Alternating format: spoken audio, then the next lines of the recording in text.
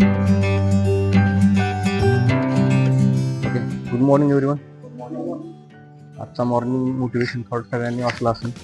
शक्तीपेक्षा युक्ती श्रेष्ठ. सगळ्यांनी लहानपणापासून शालेय जीवनामध्ये हा जो काही विचार आहे वाचला असेल, ऐकला असेल किंवा तुमच्या सगळ्यांच्या अध्ययनातून गेला असेल.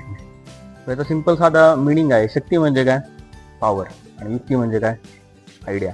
ज्या ठिकाणी आपली शक्ती चालत नाही त्या ठिकाणी आपल्याला आयडिया आणि युक्तीच्या माध्यमातून ते काम आपल्याला पार पाडायचं. म्हणजे खचून न जाता त्या ठिकाणी युक्तीचा वापर करून आपल्याला ती गोष्ट क्लिअर आउट करायची.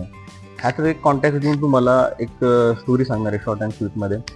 एका जंगलामध्ये एक वाघ राहत होता आणि त्या ठिकाणी एक चांगला प्रामाणिक हुतकरू किंवा एक डेडिकेटेड असा कुत्रा पण राहत होता.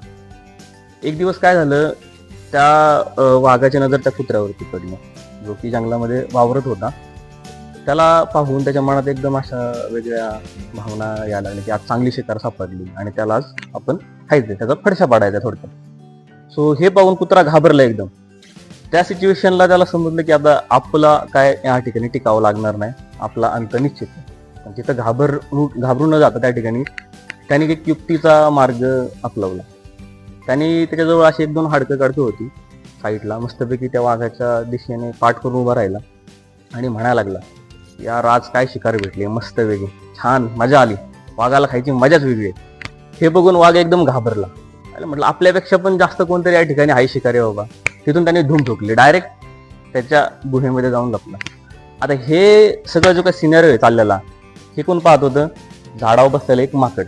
ठीक आहे, त्यांनी हा सिनेरिओ सगळा पाहिला आणि पळत जाऊन गुहेमध्ये वाघाला जाऊन सांगितलं की असं असं सगळं झालं बाबा, तुला येड्यात काढण्यात आलेलं आहे. आता हे बघून वाघ आणि ते माकड दोन्ही पण त्या दिशेने धावून आले की बाबा आता काय त्या कुत्र्याचं काय खरं नाही. ठीक आहे, सो हे पाहून तो कुत्रा परत घाबरला. परत म्हटलं आता वाघ आणि माकड आपलं काय टिकावं लागून देत नाही, आपला अंत निश्चित आहे. तर तिथं पण त्याच्या डोक्यामध्ये परत एक युक्ती आली आणि परत जे हाडकं काडकं आहे हातामध्ये घेतली आणि जे त्या दिशेने येत होते त्याच्याकडे पाठ करून उभा राहिला आणि म्हणाला, यार त्या माकडाला 1 तास झाले पाठवले, वाघ घेऊन काय आलाच नाही तो.